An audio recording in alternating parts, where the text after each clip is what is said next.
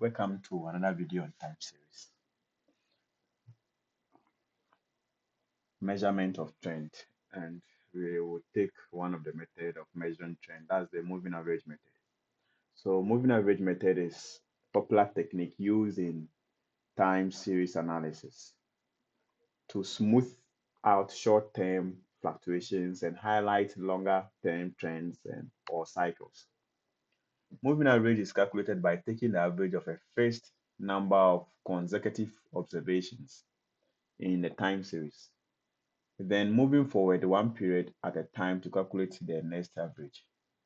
So basically, you are going to look at two things, more like two types: the simple moving average method and a weighted moving average method. Also note that when using the moving average method, the order refers to the number of time periods, example 2, 4, 6, over which the average is taken. An even number like 2, 4, 6 poses a challenge. The average of an even number of values does not fall exactly at the center of the time interval. That's the average lies between two time points, not directly on a specific period.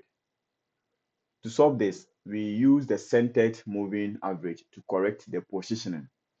We compute a second average, that's the average of two consecutive moving averages. This centers the result on a specific period. So let's solve an illustration to clear our confusion on this. So using moving average method, calculate 2 yearly and 3 yearly moving averages from the following data. So if the the order at which we have to move is odd, that one we have no problem. But the order at which we have to move is an even number, then that's when the issue comes in. Okay, so let's take an illustration and solve. So using the moving average method, calculate 2 yearly and 3 yearly moving average from the following data.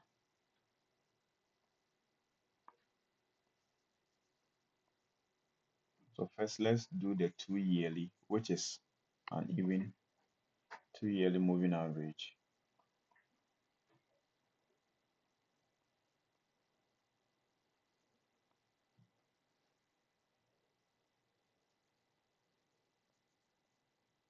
We have the month and we have the sales.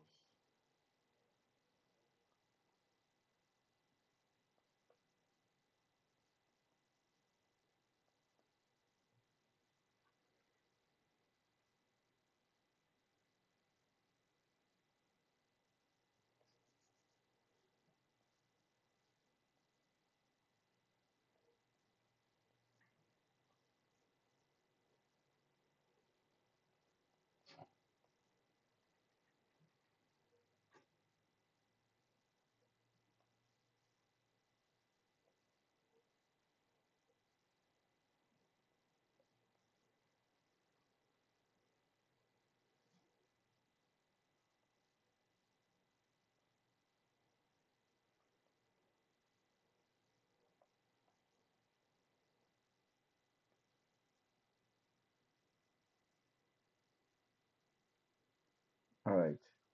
So the first thing, we have 2 period moving average, and because it's an even number, we would have to find the centered.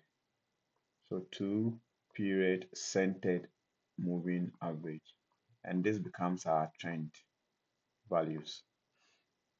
Okay, so with 2 period moving average, we pick them into, so we have 100 and 120. So 100 plus 120 is giving us 220, and average of the 220 is 110, and which doesn't fall on a particular time period, it falls at the middle. So we're going to have 110. Okay, so as we move, we drop the first one and pick a new one. So the next one is going to be 120 and 130. So 120 plus 130, 250. So average of 250 is giving us 125. Next one is 130 and 150, which is giving us 2, also doesn't fall on a particular month. So average is 140. Next one is 150 and 140. Summation is 290 and average is 145. 145. Then we have 140 and 160, giving us 300. Average is 150. So that's 140 and 160. The next one is the 160 and 170. 330. Average is 165. 165. So we can see that this value is gotten here doesn't fall on a specific period. So there's the need for us to find the centered. Find the centered. So the centered two, we are also going to find the average of the averages we found. So the first one is 110, 110, and 125. 110 and 125. The average is giving us 117.5. So that falls in between these two, and it relates to what a particular time period. That's February. So February, beginning from February, we have a center of 117.5, meaning that for January, we don't have anything. There's no figure here for January. All right. The next one is going to be 125 and 140. Average is 132.5. Also falls on March, 132.5. Next one is 140 and 145. Average is 142.5. Also falls on April, 142.5.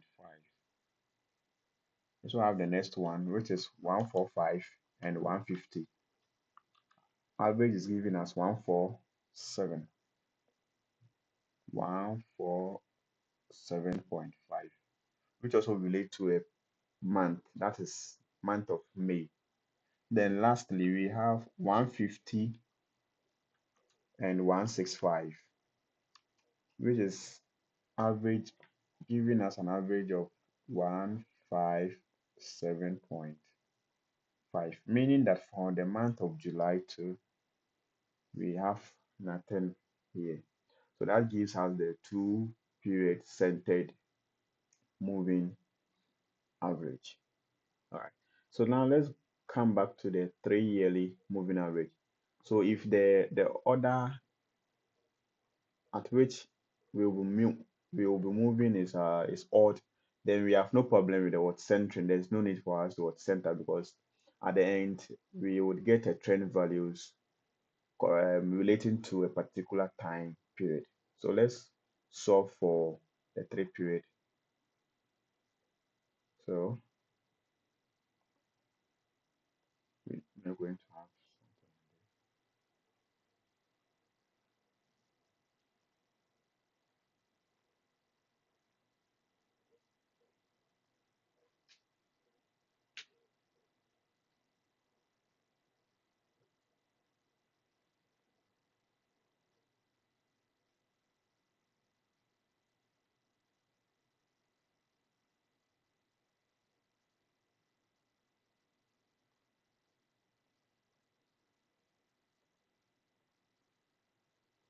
So we have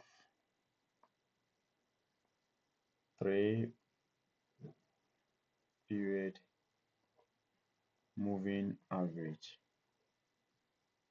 So 3-period moving average. So with a 3-period moving average, meaning that we are moving in three. So for the first three, we have 100 to 130.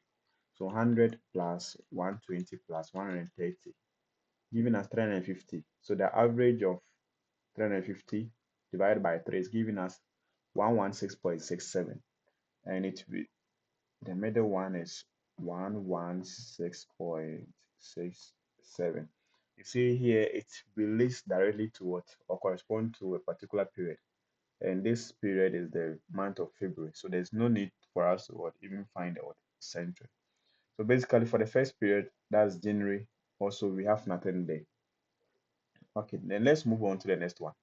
We drop the first figure, which is 100, and we start from the second one. So 122, we add a new one to 150.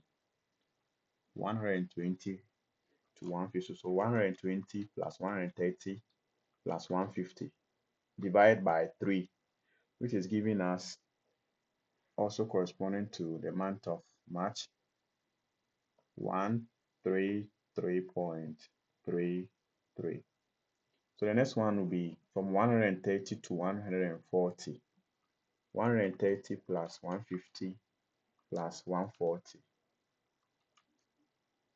also giving us an average of 140. So the next one too, we begin from 150 to 160. 150 to 160. So 150 plus 140 plus 160, giving us 150.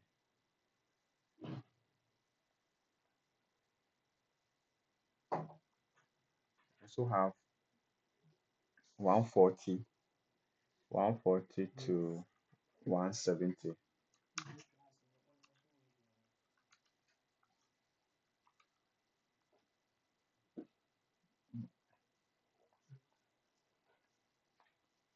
Say 7.